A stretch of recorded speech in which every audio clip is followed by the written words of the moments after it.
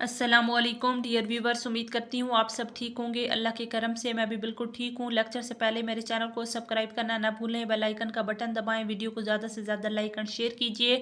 Class 9 chapter 4 stoichiometry discuss कर रहे हैं और टॉपिक है chemical equations and chemical reactions. तो यहाँ पे आपके लिए क्वेश्चन बनाया है कि define chemical equation, explain its significance and method to write the chemical equation.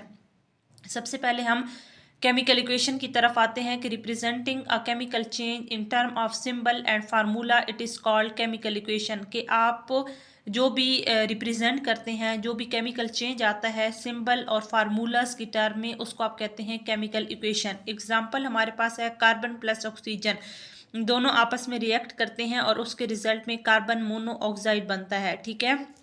Need of chemical equation, कि हमें ज़रूरत क्यों महसूस होती है केमिकल इक्वेशन की। तो to understand a chemical change and to study the different factors which control it has always been a focal point in effort of chemist. To achieve these objectives, we should have appropriate ways of representing a chemical change.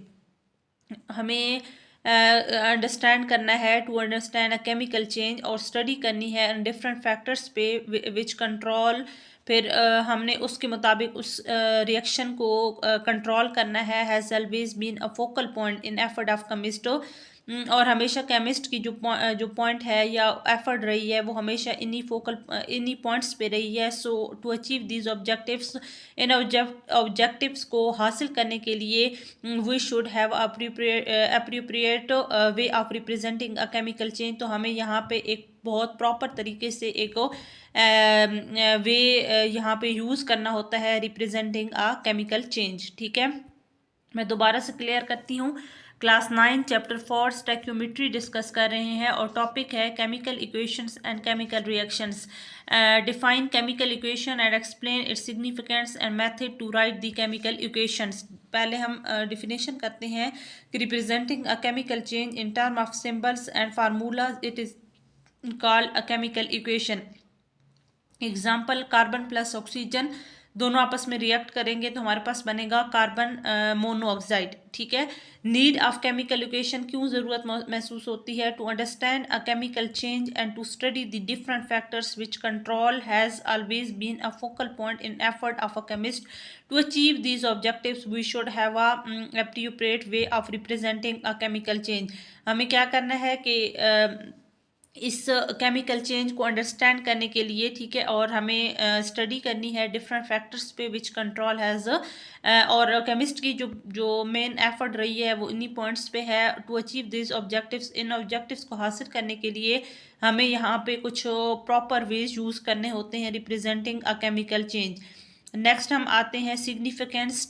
Fortunately the chemist had developed a very suitable way of representing a chemical change in terms of symbols of elements and formulas of compounds. तो chemist की हमेशा effort ये होती है, वो ऐसे यहाँ पे मेथड यूज़ करते हैं, ठीक है, जो आपके केमिकल चेंज को एक प्रॉपर वे में रिप्रेजेंट करते हैं इन term of symbols of elements, जो यहाँ पे एलिमेंट्स के सिंबल्स को और कंपाउंड्स के फार्मूलाज को रिप्रेजेंट करते हैं। Chemical equation tell us the elements are compound, और जो केमिकल इक्वेशन है वो हमें ये बताती है कि elements and compound which are reacting and those we are being produce, के कौन से रिएक्ट कर रहे हैं और उसके रिजल्ट में कौन सी प्रोडक्ट बन रही है as a result of a chemical change. Chemical change के रिजल्ट में जो रिएक्टेंट है वो प्रोडक्ट में कैसे चेंज हो रहे हैं, ठीक है, रिएक्टेंट के रिजल्ट में प्रोडक्ट कौन सी बन रही है। तो यहाँ पे हमारे 2 पॉइंट्स थे कि fortunately the chemist had develop a very suitable way of representing a chemical change in terms of symbols of elements and formulas of compounds. So a chemical equation tell us the elements are compound which are reacting and those which are being produced as a result of chemical change. Next हमारे पास है reactant. अब reactants क्या होते हैं। The reacting substance are called reactant, कि जो react कर रहे होते हैं, दोनों आपस में रिएक्शन हो रहा होता है। जिस तरह मैं आपको ये एग्जांपल दे देती हूँ, ये एग्जांपल है, तो ये दो कार्बन और ऑक्सीजन आपस में रिएक्ट कर रहे हैं, तो ये आपके क्या है, रिएक्टेंट है। Product those being produce are called product, और उसके रिजल्ट में जो हमारे पास बनती है जो चीज़ बनती है, ठीक है, उसको हम कहते हैं प्रोडक्ट। जैसा कि अब ये हमारे पास दोनों इन्होंने रिएक्ट किया, ये रिएक्टेंट्स हैं, और उसके रिजल्ट में आपकी कार्बन मोनोऑक्साइड प्रोड्यूस हुई है, तो हमारे पास ये प्रोडक्ट है, ठीक है। तो रिएक्टेंट और प्रोडक्ट हमारे पास क्लियर हो गया कि the reacting species are called reactants and those being produce are called products.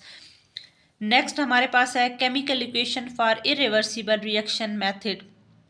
अब हमने यहाँ पे इरिवर्सिबल मेथड को बताना है, ठीक है। और सबसे पहले मैं आपको बता दूं कि इरिवर्सिबल रिएक्शंस कौन से होते हैं, कि वो रिएक्शंस जब आपके रिएक्टेंट प्रोडक्ट में चेंज हों तो दोबारा आपकी प्रोडक्ट रिएक्टेंट में चेंज ना हो सके, उसको हम कहते हैं इरिवर्सिबल रिएक्शंस, ठीक है। तो यहाँ पे हमारे पास कुछ पॉइंट्स हैं कि it is a customary to write the reactant on the left hand side. हमेशा आप क्या करते हैं, जब रिएक्टेंट लिखते हैं तो रिएक्टेंट आप लेफ्ट साइड पे रखते हैं, ठीक है। लेफ्ट से आप राइट में जाते हैं तो रिएक्टेंट आपकी लेफ्ट साइड पे आता है, the product on right hand side, और प्रोडक्ट आपकी राइट साइड पे बनती है। जैसे कि ये दो हैं, कार्बन और ऑक्सीजन, ये आपके दोनों रिएक्टेंट हैं, और उसके रिजल्ट में कार्बन मोनोऑक्साइड आपकी प्रोडक्ट है। तो ये रिएक्टेंट है, ये लेफ्ट साइड है, और ये आपकी प्रोडक्ट है, और ये आपकी ये लेफ्ट है तो ये राइट है। उसके बाद हमारे पास क्या है कि an arrow head down drawn from reactant to product separate the reactants and products. और यहाँ पे अभी ये एग्जांपल जो हमने की है, ये आपके रिएक्टेंट है और ये आपकी प्रोडक्ट है, ये लेफ्ट साइड है और ये राइट साइड है, और उनके दरमियान में एरो डाला जाता है। वो एरो क्यों डाला जाता है, ताकि आपकी जो रिएक्टेंट है वो प्रोडक्ट से सेपरेट हो सकें, ठीक है। तो रिएक्टेंट्स को प्रोडक्ट से सेपरेट करने के लिए हम क्या करते हैं, रिएक्टेंट को यानी प्रोडक्ट से जब सेपरेट करेंगे तो हम यहाँ पे एरो लगा देंगे, ठीक है। उसके बाद example, the following example will help to understand these points clearly. और यहाँ पे हमारे पास एग्जाम्पल है, उससे हम और मज़ीद क्लियर कर लेंगे। अब देखें कि the following example will help us to understand this point clearly. अब एल्यूमिनियम और ऑक्सीजन ये दो आपस में रिएक्ट कर रहे हैं, ठीक है। आप देख सकते हैं 4 एल्यूमिनियम है और 3 ऑक्सीजन है। तो यहाँ पे 4 एल्यूमिनियम और 3 ऑक्सीजन है, ये दोनों आपस में रिएक्ट करेंगे तो ये रिएक्टेंट है आपका, ठीक है।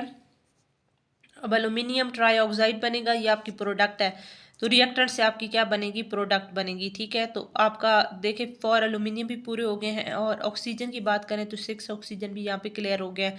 तो ये रिएक्टेंट है और ये प्रोडक्ट है, और ये लेफ्ट साइड है, ये आपकी राइट साइड है, उनके दरमियान में एरो है, और ये एरो क्यों है, ये आपके सेपरेट करने के लिए कि ये रिएक्टेंट जो है वो प्रोडक्ट में चेंज हो रहा है, ठीक है। नेक्स्ट हमारे पास है important points to write chemical equation. The following point must be kept in mind while writing a chemical equation. हमें कुछ पॉइंट्स यहाँ पे ध्यान में रखने पड़ते हैं। सबसे पहले है law of conservation of mass. Chemical equation must obey the law of conservation of mass. This means that no atom should be destroyed or produced during a chemical change। जब केमिकल चेंज होता है तो कोई भी atom ख़त्म नहीं होता और प्रोड्यूस नया नहीं होता। The total numbers and the types of atoms and remain the same during a chemical change.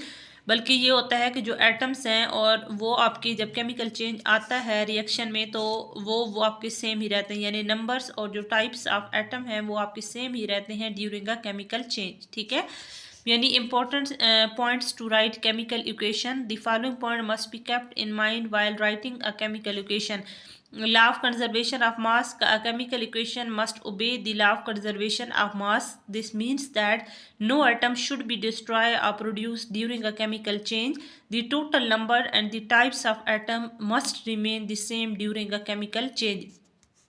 Chemical equation जब आप लिखते हैं तो आपको यहाँ पे law of conservation of mass को ओबे करना पड़ता है। इसका मतलब है कि कोई भी एटम ख़त्म नहीं होता, ये प्रोड्यूस नहीं होता ड्यूरिंग अ केमिकल चेंज, बल्कि टोटल जो नंबर्स हैं और टाइप्स ऑफ एटम हैं वो सेम रहते हैं during a chemical change. First आपका है formulas of elements and compound. The formulas of elements and compound must be written correctly, ठीक है। आपका यानी फर्स्ट पॉइंट है कि formulas of elements and compounds जो है वो आपने ठीक लिखने होते हैं। Correct mole ratio among the reactants and product. Next हमारा पॉइंट है कि chemical equation must determine the correct mole ratio among the reactants and the product between reactant and product. आपकी जो केमिकल इक्वेशन है आपने उनकी रेशो जो reactant और प्रोडक्ट की है वो बिल्कुल ठीक लिखनी होती है, ठीक है। जितने रिएक्टेंट होंगे उस लिहाज से आपकी प्रोडक्ट बनेगी। Direction chemical equation must also point out the direction in which the change is proceeding. Direction की बात करें तो केमिकल इक्वेशन जो है वो आपको ये पॉइंट आउट करना पड़ती है डायरेक्शन, ठीक है। जो जिस तरह आपका चेंज जैसे रिएक्टेंट प्रोडक्ट में चेंज होता है तो वो आपकी डायरेक्शन रिएक्टर से प्रोडक्ट में जाती है। अगर आप रिवर्सिबल की बात करते हैं तो प्रोडक्ट दोबारा से आपके रिएक्टेंट में चेंज होते हैं, ठीक है। डायरेक्शन के बाद हम आते हैं physical state of reactant and product. It is usual practice to show the normal physical states of reactant and product solid liquid and gas are symbolised as S, L and G respectively. Aqueous represent the solvated ion. अब next हमारे पास है कि ये physical state of reactant and product कि हमेशा जब भी आप यहाँ पे देखते हैं रिएक्शन लिखते हैं it is a normal physical state of reactant and product. जैसे सॉलिड लिक्विड एंड गैस तो हम इनको सिम्बलाइज कर देते हैं, सॉलिड को S से, लिक्विड को L से एंड गैस को G से रिस्पेक्टिवली, और एक्वस को जो है वो रिप्रेजेंट किया जाता है सॉल्वेटेड आयन। फिर आगे है कि which why we become able to write a chemical reaction. तो a chemical equation have however only be written if all previous mentioned point are the experimentally verified. So for example, nature of product and their correct formulas must first be ascertained before writing a chemical equation. So after the experimental verification of all information about a reaction of chemical change, we should now be able to write a correct chemical equation. अब हमारे पास यानी है कि why we become able to write a chemical reaction। तो हमारे पास है कि chemical reaction जब भी आप लिखते हैं, ठीक है, तो आप यहाँ पे पॉइंट्स को written if all previous mention points experimentally verified जो होते हैं, ठीक है। जैसे कि एग्जांपल है कि अगर हमारे पास product nature of product and their correct formulas must first be. अगर हमारे पास जो फार्मूलाज हैं, ठीक है, और जो प्रोडक्ट है वो अगर हमारे पास फर्स्ट लिखते हैं, फर्स्ट हमारे पास असरटेन है be for writing a chemical equation, chemical equation लिखने से पहले, तो आफ्टर द एक्सपेरिमेंटल वेरिफिकेशन, जब एक्सपेरिमेंटल वेरिफिकेशन हो जाती है full information about a chemical change के मुतालिक, तो we should now be able to write a correct chemical equation. अब हम केमिकल इक्वेशन को दुरुस्त तरीके से लिख सकते हैं, जिस तरह हमारे पास है reaction of zinc with sulphuric acid to form zinc sulphate and hydrogen gas. तो हमारे पास है कि the following equation have written in keeping in view all points mentioned above. Zinc plus sulphuric acid, तो जिंक सल्फेट बनेगा और साथ में हाइड्रोजन रिलीज होगा। According to chemical equation zinc react with sulphuric acid. अब जिंक रिएक्ट वही कर रहा है इसके साथ, तो क्या बनेगा, जिंक सल्फेट बन रहा है और साथ में आपका हाइड्रोजन गैस बन रहा है, ठीक है, रिलीज हो रही है। नेक्स्ट हमारे पास है कि information from chemical reaction. These chemical equation further tell us the mole ratio not only be reactant and product but also between reactant and product। chemical equation ये हमें बताती है which tell us the mole ratio not only between reactant and product, reactant और product की नहीं but also between reactants and products।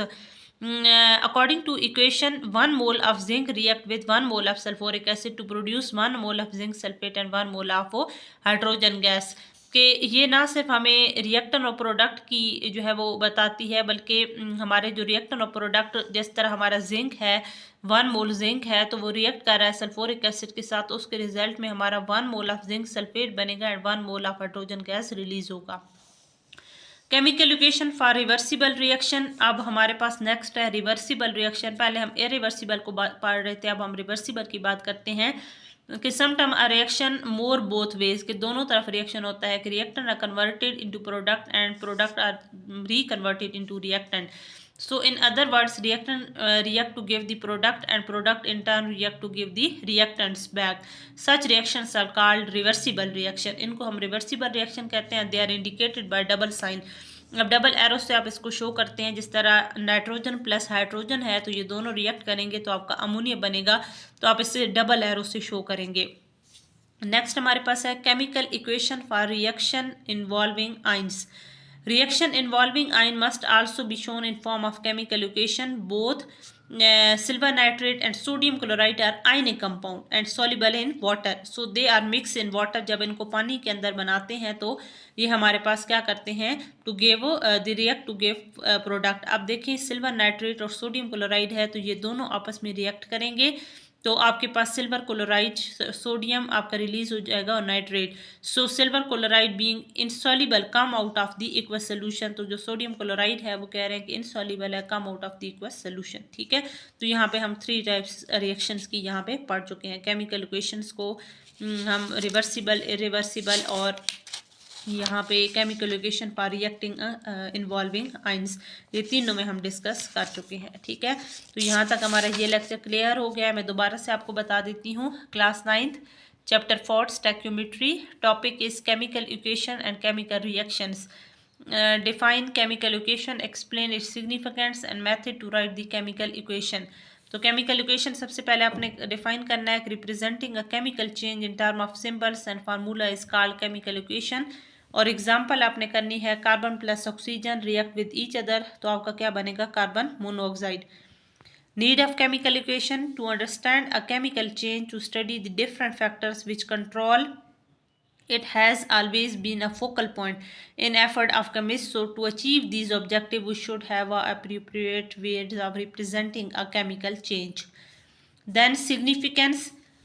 Fortunately the chemists have developed a very suitable way of representing a chemical change in terms of symbols of elements and formulas of compound. A chemical equation tells us elements are compound which are reacting and those which are being produced as a result of chemical change. Reactants, reacting substance are called reactants. Product, those being produced are called product. Next, chemical equation for irreversible method.